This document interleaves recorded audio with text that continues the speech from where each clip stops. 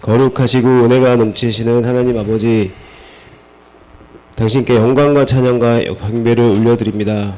아멘. 죄인인 줄 몰랐던 저희에게 죄인임을 알게 하시고 십자가의 보혈로 죽었던 영혼을 살리시고 대속의 은총을 완성하신 주님께 감사와 영광을 드립니다. 아멘. 뒤돌아보면 저희를 지으신 뜻대로 세상과 구별되게 살지 못하고 늘 부족함과 연약함으로 살아왔음을 고백하고 회개합니다. 바라옵기는 힘든 시련과 아픔 속에서도 주님 덕분에 기뻐하고 감사할 수 있는 신실한 믿음의 자녀가 되도록 인도하여 주옵소서. 아멘. 오늘 이 시간도 아버지의 은혜로 물들게 하시어 구원받고 영적으로 성숙할 수 있도록 하게 하시고 오직 말씀과 기도로 온전히 순복하고 복음을 전하는 거듭난 주님의 자녀들로 세워주옵소서. 아멘. 복된 안식일 단위에 세워주신 목사님에게도 연족간의 강건함으로 지켜주시고 전하시는 말씀을 통해 크고 놀라운 권세와 능력이 선포되게 하옵시고 성도들이 충만한 은혜와 감동을 체험하는 시간이 되게 하옵소서. 아멘. 묵묵히 예배를 돕는 손길들마다 기쁨과 평안으로 응답해 주시고 찬양 드릴 때 주님의 품을 활짝 열어주시어 기뻐 받아주옵소서. 이 아멘. 모든 말씀 거룩하신 예수 그리스도의 이름으로 기도드립니다. 아멘.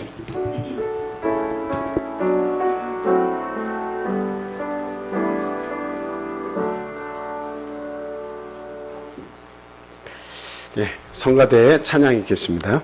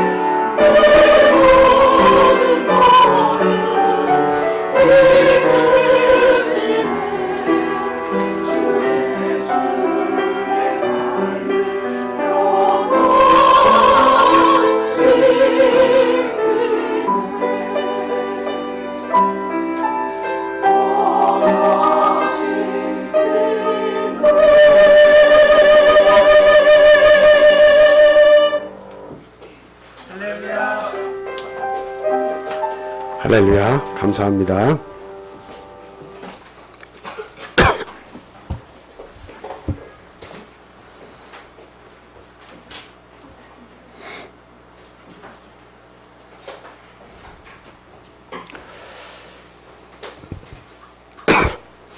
예수 그리스도 이름으로 하나님 말씀 전하겠습니다.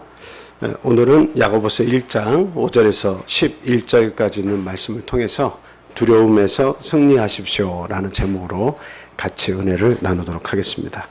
먼저 현정민 집사님께서 본문 말씀 읽어주시겠습니다.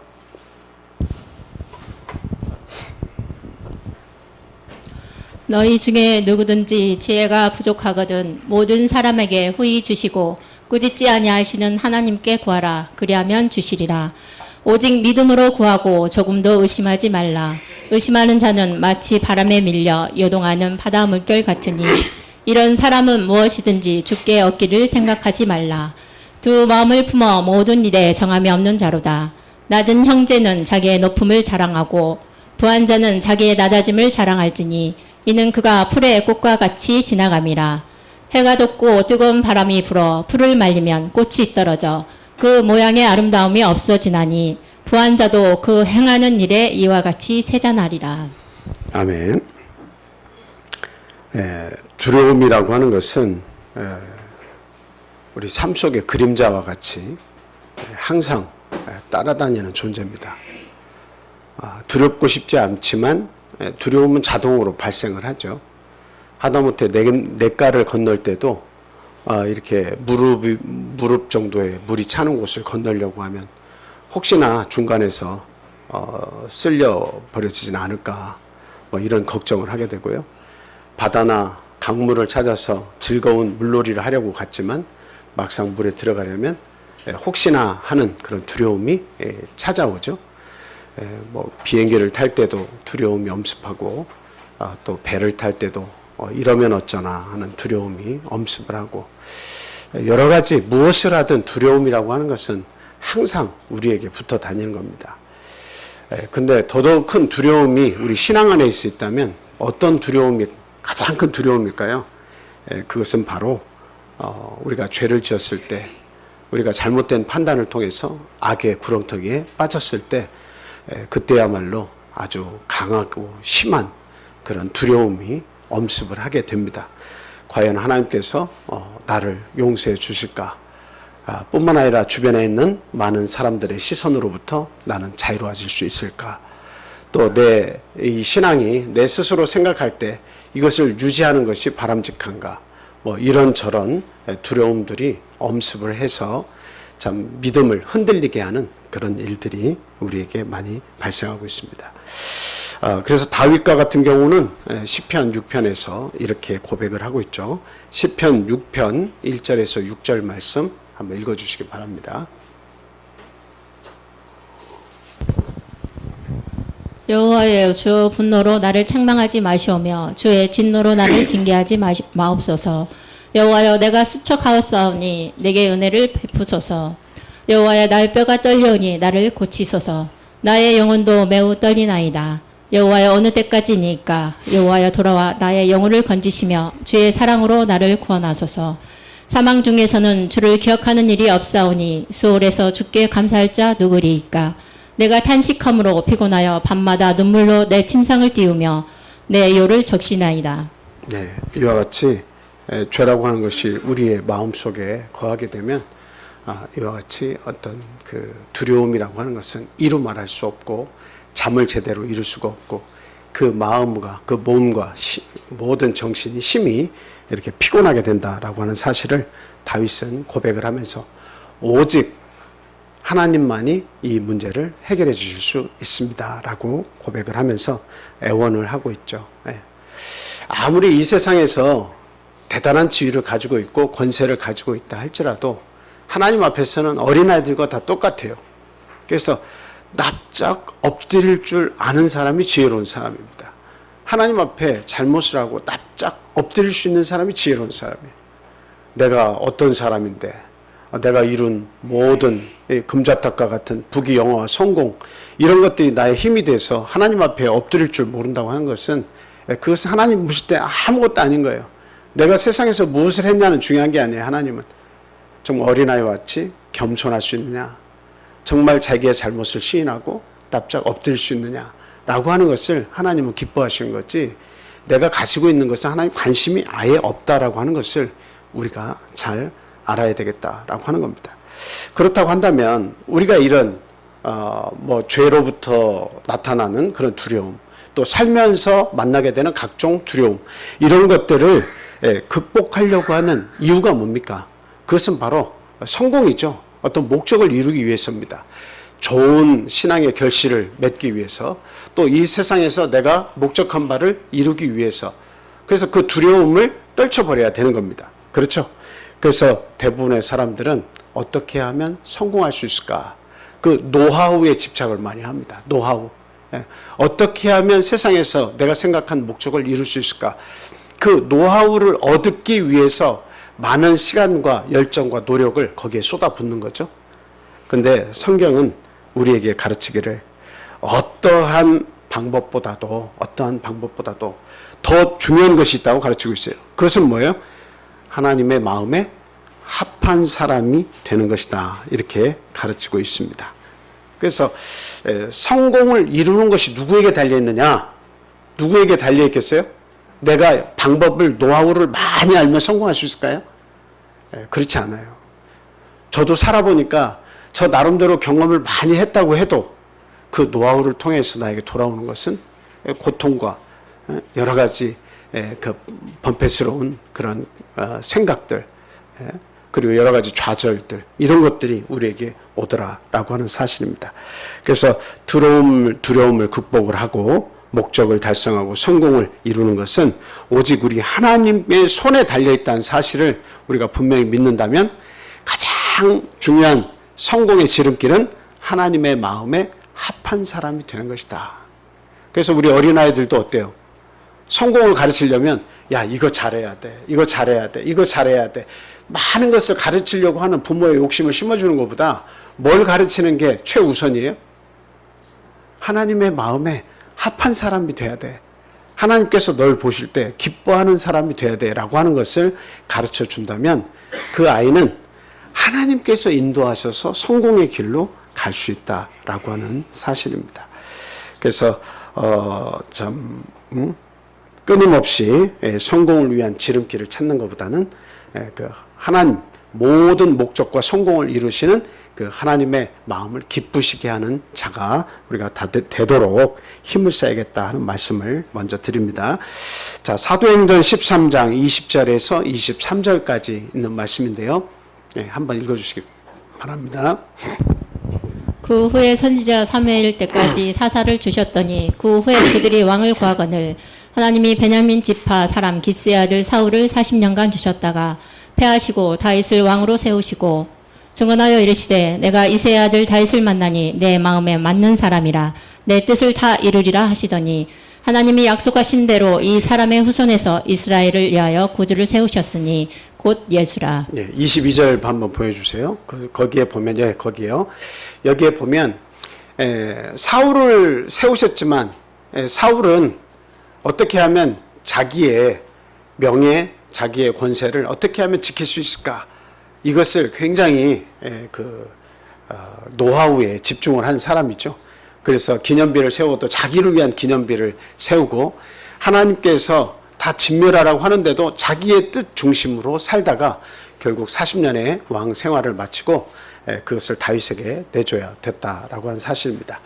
근데 여기서 보니까 다윗을 하나님께서 만나셨을 때 내 마음에 맞는 사람이다, 이렇게 말씀하셨다는 거죠. 내 마음에 맞는 사람이다.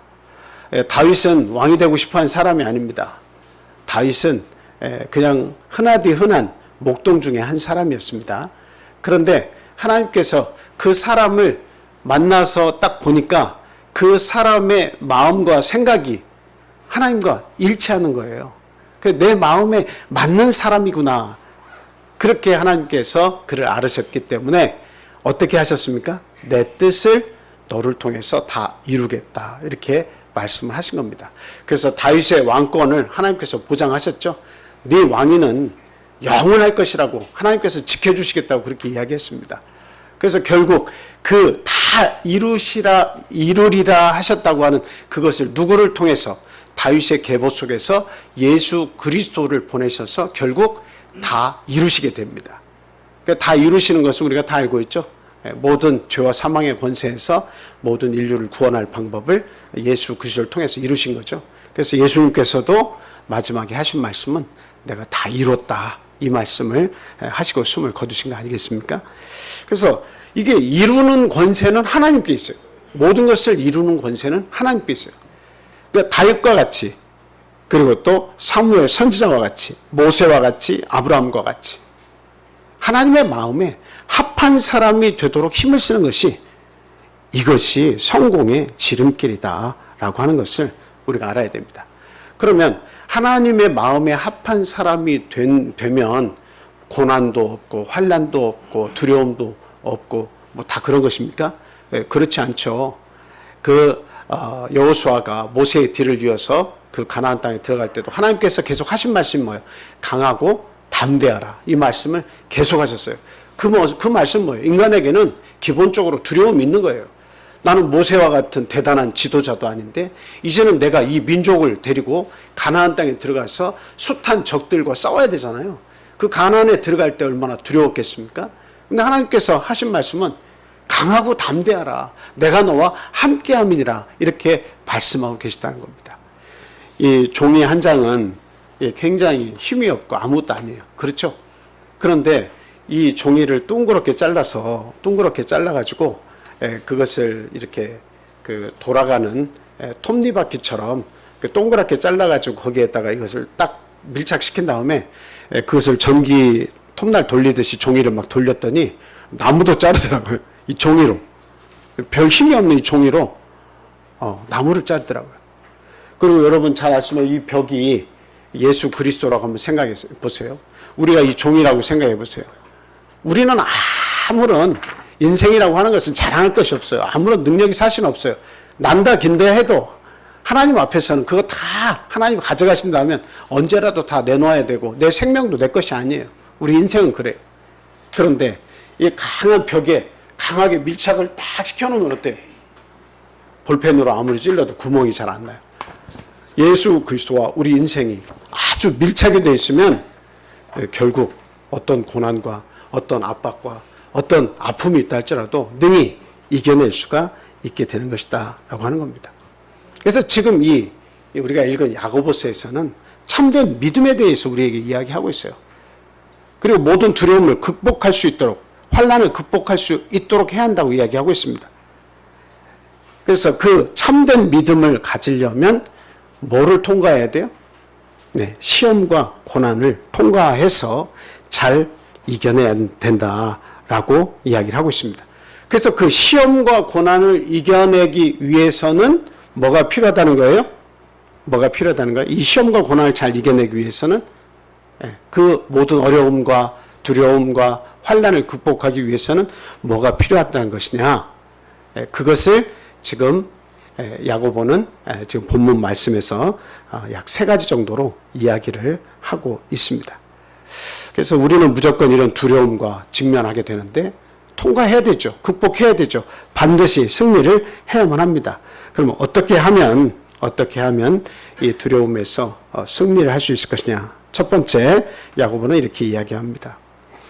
두려움에서 승리하려면 기도로 지혜를 구하라고 그렇게 말씀을 하고 있죠.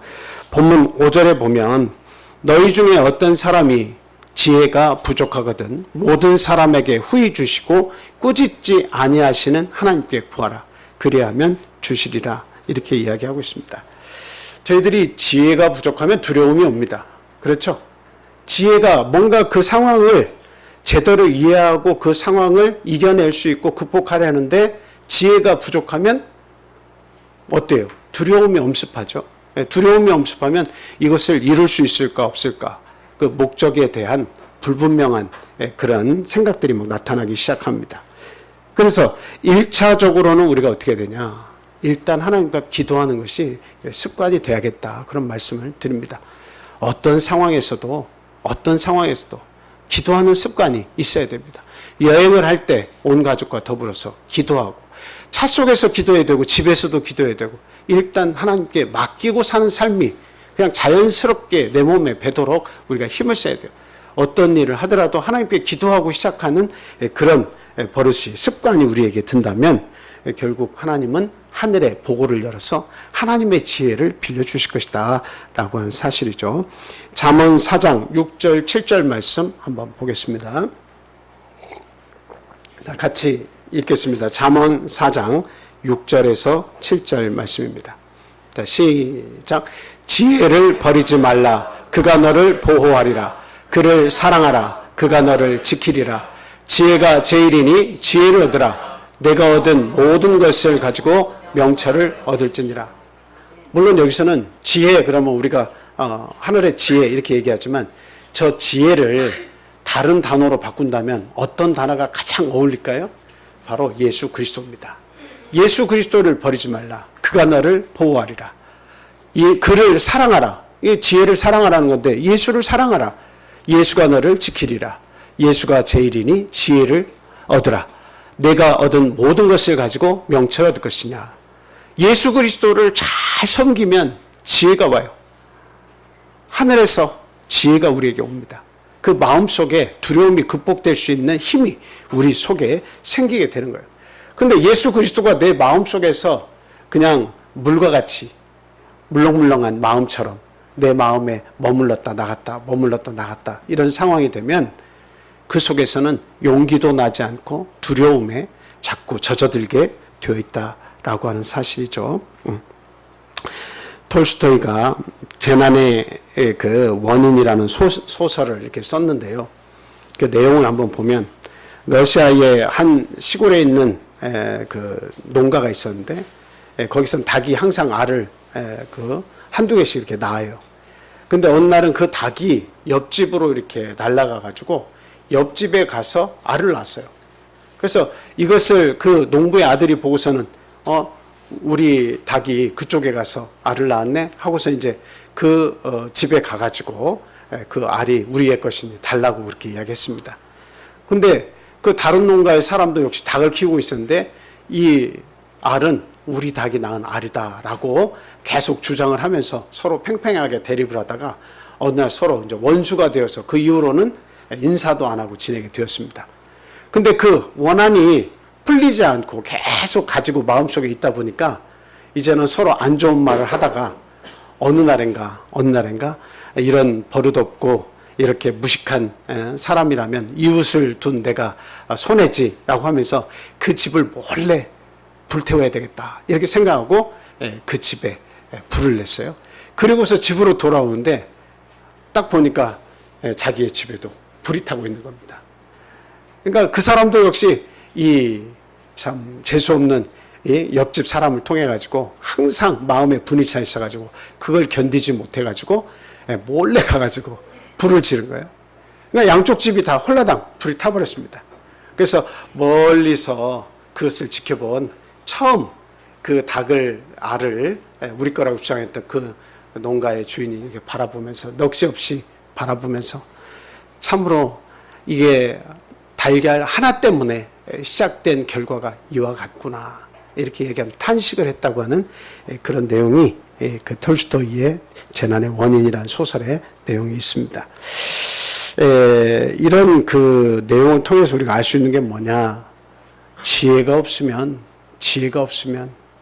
참 아무것도 아닌데 지혜가 없으면 이런 결론에 도달할 수 있다라고 하는 사실이죠. 전에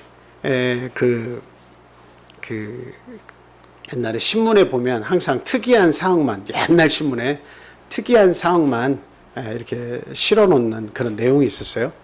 근데 거기에서 보니까 그 내용 중에 하나가 뭐냐면 아내가 내 말을 듣지 않는다고 해가지고 그 가스통 있죠.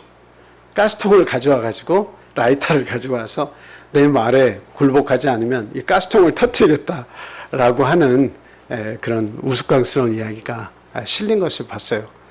근데 요즘에는 어떻습니까? 실제로 그게 실현이 되는 시대에 우리가 살고 있어요.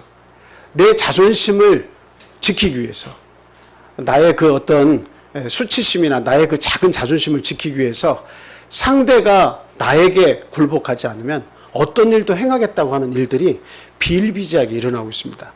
그래서 상대를 억지로 제압하려고 하고 상대의 마음을 내가 붙잡아서 내 뜻대로 하려고 하고 하다 보니까 그것이 뜻대로 안 되면 그런 상해의 일이 일어나고 또 살인이 일어나고 이와 같이 인간사에서 굉장히 어려운 일들이 많이 일어나는 것을 볼 수 있습니다.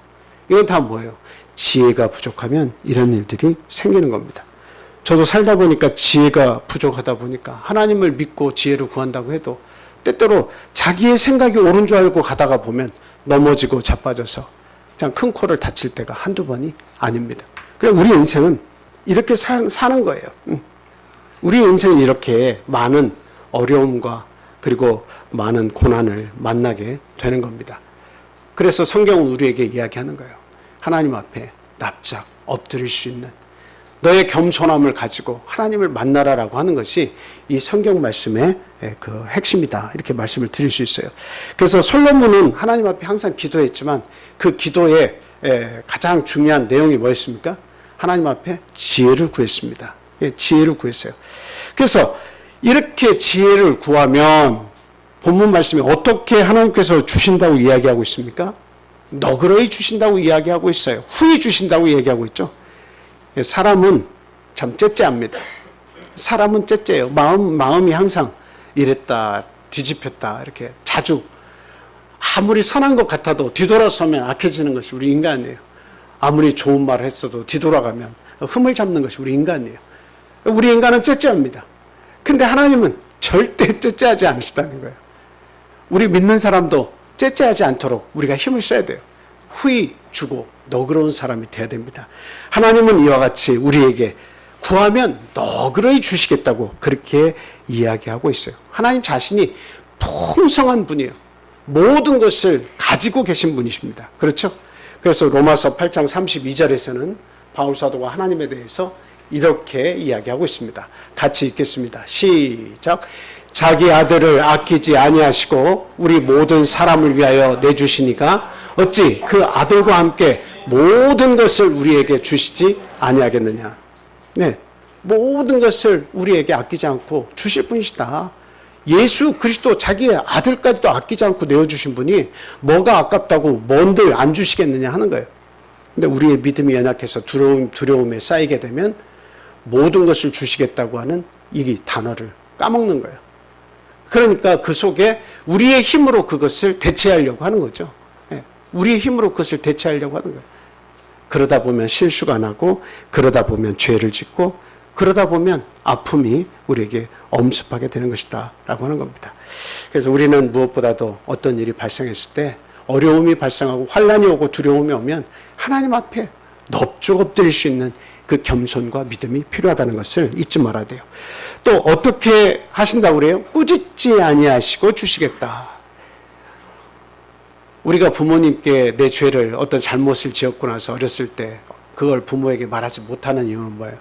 매가 생각나고 우리에게 꾸짖을까 두려움 그것이 있기 때문이죠. 우리 아동부 중에 다 잘 듣는데 조는 사람이 있네 중간에. 힘내세요. 너무 잘하고 있어요. 그래서 지금 꾸짖지 아니하신다는 것은 조건이 없이 맡아주시는 거예요. 우리 부모님들에게 내 잘못을 고하지 못하는 이유는 혼날까봐, 매를 드실까봐 두려워서 말을 못하는 경우가 사실 많죠. 근데 하나님께 넙죽 엎드리면 하나님은 때리고 힘들게 하는 게 목적이 아닙니다. 그가 정말 반성하고 있고 회개하고 있고 그리고 그가 하나님의 오로지 치유를 바라고 있으면 하나님은 그 모든 사람에게 하나님의 그 축복을 주시기 원하는 거예요. 평안을 주시기를 원하는 것이다 라고 하는 사실이죠. 그래서 절대 꾸짖음보다는 넉넉하게 풍성하게 하나님의 은혜를 주신다라는 사실을 우리는 믿고 주님 앞에 항상 지혜를 구하는 자가 되어야 되겠습니다. 누가복음 15장 17절 이하에서 우리가 잘 아는 탕자의 비유가 나오죠. 근데 결국 넙죽 엎드려서 가장 낮은 곳까지 갔죠. 사람이 가장 낮은 곳까지 갔다고 하는 것은 무엇을 얘기하는 거예요? 죄의 가장 깊은 곳까지 내려갔다는 거예요. 그럼 그 가장 깊은 곳까지 내려갔다가 아버지 집을 생각했다는 것은 넙죽 엎드렸다는 거예요. 아버지밖에 방법이 없다는 거예요. 그래서 아버지를 생각하고 하인의 한 사람처럼 여김을 받더라도 아버지 밑에가 평안하고 기쁘다. 거기에 들어가자라고 했을 때 아버지는 어땠어요? 사랑으로 모든 것을 준비하고 계셨죠. 네, 모든 것을 준비하고 계셨습니다. 뭐 한두 개만, 뭐 잔치만, 옷만, 목욕물만 대표놓고 이게 아니에요. 아버지가 준비한 것은 모든 것을 준비해 놓은 거예요. 모든 것을 준비하고 기다리고 계신 분이 바로 하나님이시다. 그래서 어떤 시련이 오고 두려움이 올 때 먼저 하나님 앞에 엎드려서 지혜를 구하는 그런 모습을 우리가 가져야겠다는 것을 먼저 말씀드려요. 자, 두 번째로는 시련에서 두려움에서 승리하려면 두 마음을 품지 말고 한 마음으로 믿음에 굳게 서야 된다. 한 마음을 가져야 된다라고 하는 겁니다. 한 방향만 보고 가야 된다라고 하는 거예요. 두 가지 방향을 보면 흔들린다라고 하는 거예요. 이것은 세상에서도 진리고 믿음 안에서는 더더욱 진리입니다. 여러분이 잘 알고 계시지만 베드로가 밤 사경쯤에 예수님께서 물에서 걸어서 올라오실 때 모든 제자가 유령이다라고 얘기했어요. 그렇게 판단했습니다. 근데 예수라고 한 사실을 알았죠. 내니 두려워 말라. 그랬더니 베드로가 예수님 제가 그쪽으로 가도 됩니까? 이런 참 어떻게 보면 얼토당토 않는 그런 요구를 했어요. 내가 예수님께 가도 됩니까? 어떤 생각으로 그런 요구를 베드로가 했는지는 잘 이해가 잘 안 됩니다. 어떤 생각이 들어서 예수님께 내가 가겠다고 했을까? 그건 바다인데. 근데 아마도 예수님께서 물 위를 걸어오셨기 때문에 자기가 걸어서 예수님을 맞이하러 가도 될 것이다라고 생각을 했는지 모르겠습니다. 어쨌든 오라 예수님께서 허락을 하셨어요. 그랬더니 베드로가 그 물 위를 걸어서 아주 막 의기양양하게 갑니다. 철퍽철퍽 물을 밟고 가는 거죠. 가다 보니까 어때요? 이게 물이구나. 이게 갈릴리 바다 물이구나 하는 것을 생각하고 그것을 바라봤어요. 예수님을 보고 오라 했을 때 계속 가면 문제가 없지만 근데 예수님을 보다가 이거 물이네 하고 물을 바라본 거예요. 두 마음을 품은 겁니다. 한쪽에서는 예수님께 가야 되겠고 한쪽은 지금 이게 물이라고 하는 사실이죠. 빠질 수 있는 물이라고 하는 사실이죠. 이 두 가지를 보면 우리 하나님의 은혜를 경험하기가 상당히 어렵습니다. 그래서 1차적으로 우리가 생각해야 되는 것은 이게 예수님께 가는 방향이냐 이걸 우리가 첫 번째로 생각해야 돼요. 내가 살아가는 방향이 예수님께 가는 방향이냐 예수님이 기뻐하시는 방향이냐라는 것을 알면 그 다음은 생각하지 말고 예수님께로 가는 거예요. 그 한 방향만 보고 가는 거예요. 내가 공부하는 것이 내가 직장을 가지는 것이 내가 이 일을 하는 것이 하나님께서 기뻐하시는 방향이냐 그것이 확정되면 그냥 가는 거예요. 두려워하지 말고 가는 거예요. 그런데 하나님을 우리가 알고 믿으면서도 하나님이 기뻐하시는 방향이라고 내가 선택을 하고 있으면서도 불구하고 다른 것을 자꾸 보는 거예요. 이래서 힘들고 저래서 힘들고 이래서 어렵고 자꾸 다른 것에 집착을 하게 되면 어때요? 두 마음을 품으면 흔들리게 돼 있어요. 내가 가는 길이 이게 맞냐 안 맞냐. 처음부터 우리가 하나님이 기뻐하시는 방향이라고 설정이 되면 그 길을 가는 거예요. 다른 거 보면 안 돼요. 절대 이게 밭을 갈다가 뒤를 돌아봐서는 안 돼요. 하나님은 그걸 원하시잖아요. 근데 하다 보면 둘을 보고 셋을 보고 마음이 자꾸 분산이 되어서 결국 하나님은 이 길을 가서 기뻐하실 수 있지만 내가 기뻐하지 않고 내가 힘들고 내가 이것을 감당하기 어렵다고 해서 우리는 중도에 하차하는 경우도 많이 있다라고 하는 사실입니다. 그래서 우리는 어때요? 두 마음을 품지 말고 한 마음을 품어라. 자꾸 하나로 그 심지를 모아야 된다. 그런 말씀을 드립니다. 본문 6절에서 8절 말씀 한번 읽어주시기 바랍니다. 오직 믿음으로 구하고 조금도 의심하지 말라. 의심하는 자는 마치 바람에 밀려 요동하는 바다 물결 같으니 이런 사람은 무엇이든지 주께 얻기를 생각하지 말라. 네, 두 마음을 품게 되면 정해지는 것이 없죠. 한 마음을 품으면 딱 정해져 가지고 어쨌든 그 딱 한 마음을 통해 가지고 정해진 마음을 가지고 하면 이겨내기가 쉬워요. 그런데 이거를 할 수도 있고 안 할 수도 있고, 내가 성공할 수도 있고 성공 안 할 수도 있고, 이 두 마음을 가지면 어려움이 자꾸 엄습을 하게 되는 거예요. 그래서 정말 담대하게 우리 예수 믿는 사람들은 하나님께 마음을 정하고 믿음으로 살기를 정해서 하나님이 기뻐하시는 길이 정해지면 그 길을 믿음을 가지고 담대하게 나아가야 된다라고 하는 사실이죠. 그래서 우리가 종종 한 마음을 품으려고 하는데 두 마음이 품게 되는 이유가 뭘까? 이것을 한번 생각해 보면요. 그건 다른 것이 아니라 세상의 평가, 그 사람들의 평가를 우리가 두려워하기 때문에 두 마음을 품게 되는 거예요. 사람들이 나를 어떻게 볼까? 사람들이 우리들을 어떻게 평가할까? 주변에 있는 다른 사람들이 내가 하는 이 일에 대해서 어떠한 결론을 내릴까 하는 것이 우리의 마음속에 항상 짐이 되는 거죠.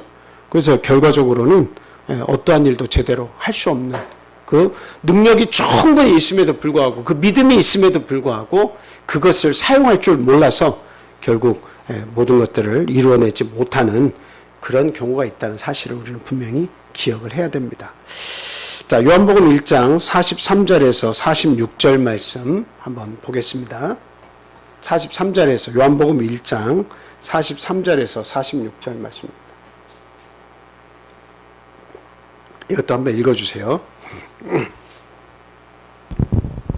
이튿날 예수께서 갈릴리로 나아가려 하시다가 빌립을 만나 이르시되 나를 따르라 하시니 빌립은 안드레와 베드로와 한 동네 벳사다 사람이라. 빌립이 나다나엘을 찾아 이르되 모세가 율법을 기록하였고 여러 선지자가 기록한 그 일을 우리가 만났으니 요셉의 아들 나사렛 예수니라. 나다나엘이 이르되 나사렛에서 무슨 선한 것이 날 수 있느냐? 빌립이 이르되 와서 보라 하니라. 여기 46절 보니까 빌립이 나다나엘을 예수님께 데리고 오려고 하는데, 나다나엘이 예수에 대한 소개를 듣고 뭐라고 얘기합니까?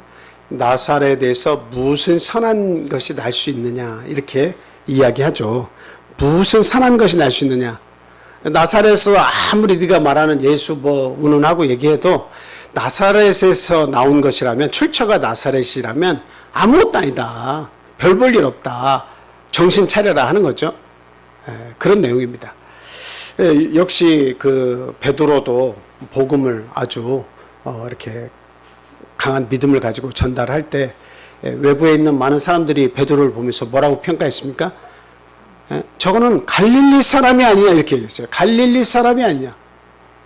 그러니까 갈릴리에서는 어떻다는 거예요? 나온 사람 치고는 유명세를 떨친 사람도 없고 능력 있는 자도 없고, 그냥 갈릴리 그 촌에서 바다 중심으로 해서 물고기나 잡고 있는 사람들에서는 어떠한 능력자도 나타날 수 없다, 저거 갈릴리 사람 아니냐 하고 치부해버리는 거예요. 이게 뭐예요? 세상의 평가다라고 하는 사실이죠. 그래서 세상의 평가가 어때요? 자꾸 우리를 두 마음이 품도록 하는 겁니다. 예수를 믿고 있지만 세상의 사람들이 나를 지적하면서 너 왜 그렇게 살아? 너는 왜 그 정도밖에 안 돼? 하나님 믿으면서. 그러려고 하면 믿는 게 무슨 소용이 있어? 이렇게 이야기를 하는 겁니다. 근데 우리가 분명히 알아야 되는 것은 나를 제대로 평가할 수 있는 그런 존재는 누구밖에 없다? 오직 창조주 하나님밖에 없다라고 하는 겁니다. 나를 제대로 아시고 나를 평가하실 수 있는 분은 사람들의 외적인 평가가 아니고, 아니면 어떤 일에 대한 경험을 통해서 얻은 평가가 아니고, 누구만이 그 사람을 정확히 아시는 거예요? 하나님만이 아시는 거예요. 아무리 다윗이 지금 시편 6편 처음에 읽었지만 그런 죄와 사망의 골짜기에서 헤맬지라도 누구만 다윗을 제대로 알고 계신 거예요? 많은 사람들이 왕이 왜 저래? 왕이 저런 죄를 왜 지을 수가 있어? 라고 하지만 결국 하나님만이 다윗을 정확히 아시고, 다윗은 내 마음에 합한 자이기 때문에 내가 내 뜻을 다윗을 통해서 다 이루겠다고 그렇게 축복을 하고 계신 것이다 라고 하는 겁니다. 오늘 우리가 아무리 나약한 존재고, 아무리 내가 지금 있는 상황에서 이 두려움을 극복하고 있지 못한 그런 삶을 내가 살고 있을지라도 하나님은 우리를 평가하실 때 뭐라고 평가하실까요? 너는 내 아들이다, 이렇게 평가하시는 거예요. 오늘날 내가 너를 낳았다. 나는 너와 함께한다. 나는 너의 가장 사랑스러운 지원군이다라고 이야기하는 거예요. 내가 너와 함께 있으면 너는 종이장 같을지라도 이 단단한 벽에 붙어 있으면 너는 어떤 해도 입지 않을 것이다 라고 하는 거예요. 그래서 말씀하시는 것이 강하고 담대하라. 내가 너와 함께함이니라. 이렇게 말씀하고 계시다 라고 하는 거죠. 그래서 오직 나를 강하고 담대하게 세우시는 그 하나님의 음성을 따라 살아가는 저와 여러분이 되셔야 되겠다 하는 겁니다. 의심은 흔들리는 마음이죠. 두 마음을 품지 말아야 됩니다. 두 마음을 품지 말아야 돼요. 마태복음 14장 31절 말씀, 제가 아까 드린 말씀 중에 이 말씀이에요. 자, 마태복음 14장 31절 같이 읽겠습니다.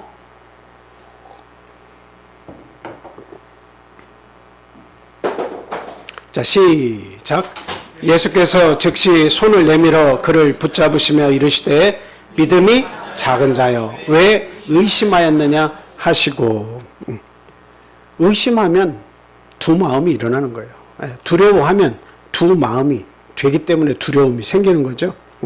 그래서 오직 한 방향, 한 마음을 가지고 끝까지 주님을 신뢰하는 그런 삶을 우리가 살아야겠습니다.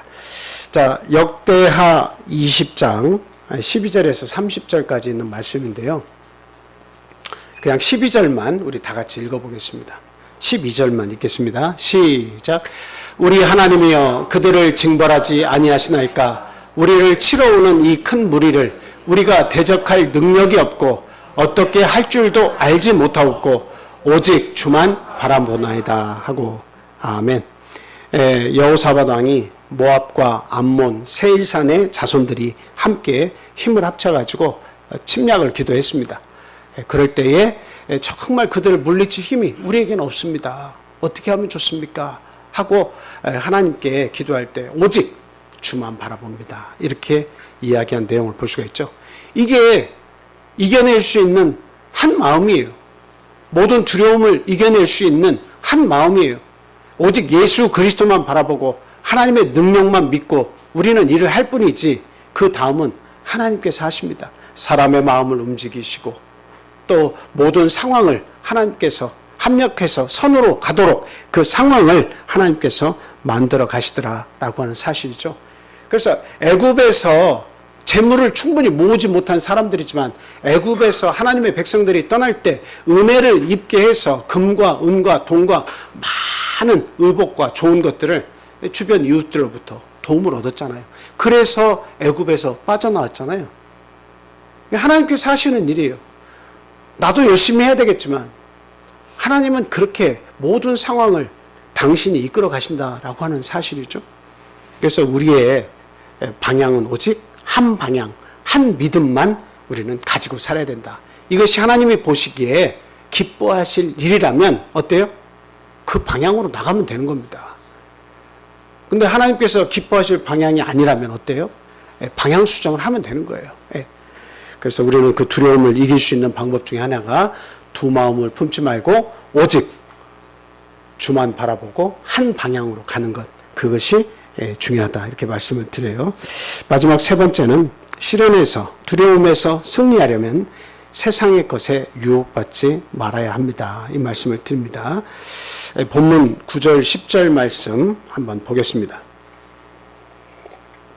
9절에서 10절 낮은 형제는 자기의 높음을 자랑하고 부한 자는 자기의 낮아짐을 자랑할지니 이는 그가 풀의 꽃과 같이 지나갑니다. 결국에는 어떻다는 겁니까? 결국에는 모든 사람이 지금은 천차만별 차이가 많은 것 같지만 시간이 지나고 나면 다 어때요? 모든 것이 다 풀의 꽃과 같이 지고 말아버린다라고 하는 거예요. 내가 너보다 조금 더 낫고 내가 너보다 더 높은 위치에 있고 내가 너보다 자랑할 것이 많고 너보다 달란트가 많고 재능이 많다. 왜 너는 인생을 그렇게밖에 못 살았어? 할지라도 시간이 지나고 나면 모든 것이 헛돼서 풀의 꽃과 같이 다 떨어지고 만다. 그건 자랑할 것이 못 된다라고 한 사실이에요. 아무것도 아닌데 우리는 거기에 나의 자존심이며 나만이 가진 특권이라고 생각하고 나만이 다른 사람보다 더 우월하다고 생각하고 그것이 내 힘인 양 자랑하지만 그런 하나님 말씀하실 때 아무것도 너에겐 자랑할 것이 없다라고 얘기를 하고 계신 겁니다. 요즘 우리 교회 안에 원불교 교인들이 있다고 하는 그런 내용이 있어요. 원불교 교인, 뭐가 원불교 교인이에요? 원망하고, 그 다음 뭘까? 불평하고, 또 교만한, 예. 원망하고, 불평하고, 교만으로 가득 차 있는 그런 교인들이 많이 자라나고 있다라고 하는 사실이에요. 예. 그러니까 생각해 보니까 저도 다 해당돼요. 다 해당돼요. 어떨 때는 원망이 되고, 어떨 때는 불평이 되고, 어떨 때는 교만해져서 일을 그르치고, 이런 내용들이 우리의 삶 속에서 그냥 하루에도 몇 번씩 찾아와서 그것을 경험하면서도 또 그 길을 가고 또 그 길을 가는 그런 일들을 우리가 많이 경험을 합니다. 넘어지고 자빠지는 일들이 우리에게 많이 나타나죠. 근데 하나님은 낮아지게 하셔서 결국 그 사람을 사용하십니다. 낮아지면 뭐가 생겨요? 낮아지면 겸손해지면 어때요? 담대함이 생깁니다. 낮아지게 만들어야 그 사람이 진짜 담대함이 생기는 거예요. 막 마지막까지 간 사람은 어때요? 물불을 가리지 않게 되는 거예요. 마지막까지 간 사람은 물불을 가리지 않아요. 근데 아직 마지막까지 가지 않고 내 힘으로 살 수 있고 내가 노력해서 할 수 있다고 생각하면 하나님 의지할 필요가 없어요. 의지가 잘 안 돼. 믿음이 잘 안 생겨. 내가 그냥 해보고 싶어. 그런데 낮아지면, 겸손해지면 용기가 생겨요. 왜? 하나님께서 그렇게 하라고 하시니까. 하나님께서 내 마음속에 들어와서 내가 너와 함께 할 테니까 너 두려워하지 말라고 하시는 소리를 이제 들을 수 있는 거예요. 그래서 겸손해야 들을 게 있는 귀가 생기는 거예요. 아직도 교만이 차면 들리지 않는 거예요. 하나님의 말씀은 절대 내 안에 들어와서 능력으로 역사할 수 없다고 하는 사실입니다. 예레미야서 9장 23절 말씀, 예레미야서 9장 23절 말씀 같이 읽겠습니다. 자, 시작.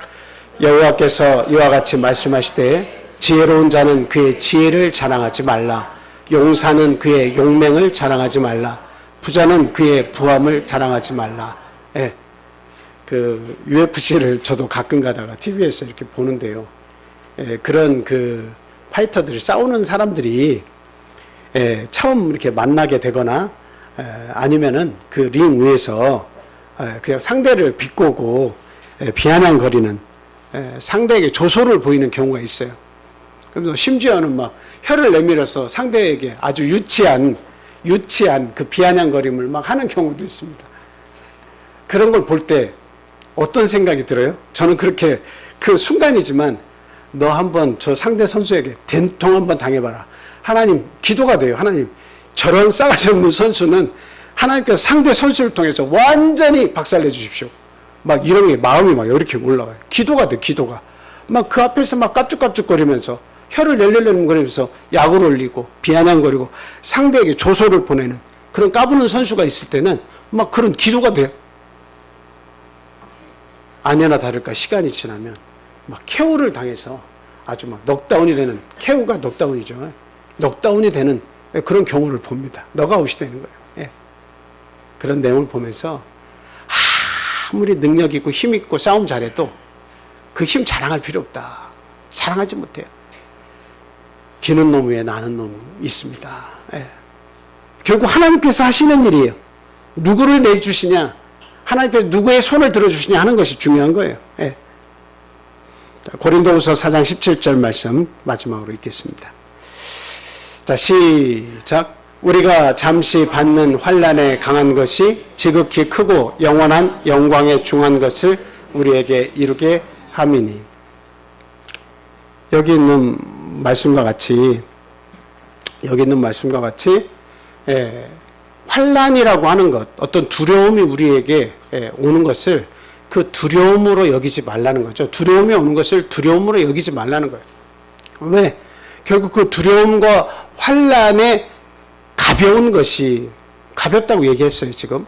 환난이라고 하는 것을 아주 무서우니까 아이고 그 큰 일이야. 그거는 아주 무거운 것이고 중요한 것이야. 이렇게 말하는 것이 아닙니다. 지금 바울 사도는 환난에 경한 것이, 환난이라고 하는 것은 잠깐이면 지나간다는 이야기죠. 이것이 지극히 크고 영원한 영광의 중요한 것, 아주 중요한 것을 우리에게 이루게 한다. 그래서 두려움이 우리에게 올 수 있다는 이야기예요. 두려움이 많이 온다. 환난이 온다. 그 고난이 엄습할 수 있다라고 하는 이야기예요. 그러나 그것이 나중에 보면 네가 믿음으로 생각하고 믿음으로 행할 수만 있다면 그 환난은 잠시 잠깐이면 또 지나가게 돼 있다. 영원한 것이 결코 아니다라고 하는 거예요. 그래서 결국 중요한 것을 우리에게 이루게 해준다라고 하는 겁니다. 그래서 우리는 원불교 교인이 되면 안 됩니다. 원망하고 불평하고 교만한 그런 교인이 돼서는 안 돼요. 오히려 지금 상황이 아무리 힘들고 어렵다 할지라도 어때요? 이 시련은 곧 지나갈 것이고 더 중요한 것을 이루도록, 더 중요한 것을 바라보도록 하나님께서 나와 함께하고 계시다라고 하는 사실을 분명히 알고 우리는 세상의 유혹에 나를 자꾸 내어주는 사람이 되서는 안 되겠다라고 하는 사실이죠. 그래서 오히려 이런 순간일수록 하나님과 더불어서 일하도록 힘을 내야 됩니다. 하나님과 더불어 일할 수 있는 것을 찾아서 하나님과 함께, 성도들과 함께 무엇을 할 수 있을 것인가에 집중하고 우리가 그 일을 열심히 하면 세상의 유혹을 이기고 믿음의 삶을 더 살 수가 있게 된다 하는 말씀 드립니다. 우리 참 앞에 건축이라고 하는 아주 중대하고도 아주 어려운 일이 눈앞에 기다리고 있습니다. 교회 건축이 결코 쉬운 일이 아니에요. 아무리 자금이 있어도 마음이 분산되면 이거 어려운 일이고 두려운 일이고 이게 참 힘든 일입니다. 그러나 우리가 한 방향을 바라보고 오직 예수님의 능력을 믿고 이 일을 하게 될 때 하나님은 넉넉히 이 모든 두려움에서 승리할 수 있도록 이끌어 주실 줄 믿습니다. 다 함께 기도하겠습니다. 할렐루야. 사랑과 은혜가 충만하신 예수 그리스도 이름으로 기도합니다. 우리를 죄에서 구원해 주시고 하나님의 아들 삼아 주신 것 진심으로 감사합니다. 우리의 부족함과 우리의 죄악에도 불구하고 예수 그리스도를 십자가에 내어주시고 그 외의 모든 것을 내어주신다고 하는 우리 하나님의 그 사랑을 생각할 때 우리는 모든 두려움에서 넉넉히 승리할 줄 믿게 됩니다. 하나님 담대한 믿음을 우리에게 허락해 주시옵소서. 오직 하나님 한 방향만 바라보고 살 줄 아는 하나님 바라기 인생을 살도록 주님 도와주시옵소서. 아직도 이 세상에 유혹을 받고 있고 아직도 세상에 한 발 교회에 한 발 걸쳐서 사는 그런 우리의 자녀들 신앙이 있습니까? 하나님 그 모든 어려움 가운데서 목적을 이루고 성공한 삶을 살 수 있도록 그들을 주님 앞으로 인도해 주시옵소서. 겸손한 마음을 허락해 주시고 모든 것을 하나님께 맡기고 기도할 줄 아는 자가 되게 해주시고 한 마음을 품어 흔들리지 않게 주님 도와주시옵소서. 오직 모든 일을 겸손함으로 하나님의 뜻에 순종하며 살아가는 우리들과 우리의 자녀들 다 되기를 간절히 소원합니다. 하나님 이 시간 주님 앞에 나오지 못한 우리 사랑하는 우리의 가족들이 있습니다. 육의 가족, 영의 가족 할 것 없이 하나님 그 영혼들을 불쌍히 여겨주시고 사랑해 주시옵소서. 오늘 이 귀한 안식일에 받는 우리의 축복을 그들도 함께 받을 수 있도록 하나님 초청해 주시옵소서. 항상 우리 참빛교회를 통해서 하나님의 큰 우리의 그 영광을 받으시기를 간절히 원하고 우리의 가정에서 이루어지는 많은 일들과 그 속에 있는 두려움들을 하나님께서 대신 싸워 이겨주시고 두려움을 없애주시기를 간절히 소원합니다. 우리의 건강을 책임져 주시고 또 우리의 믿음을 책임져 주시고 항상 주님 앞에서 감사와 찬송으로 영광을 돌릴 수 있는 하나님의 그 담대한 일꾼들, 용사들 다 될 수 있도록 하나님 크신 종 베풀어 주시옵소서. 오늘 하루에 이루어지는 모든 일들 위해 하나님의 은혜와 사랑이 함께하기를 간절히 소망하며 예수 그리스도 이름으로 감사하며 기도합니다. 아멘. 자, 우리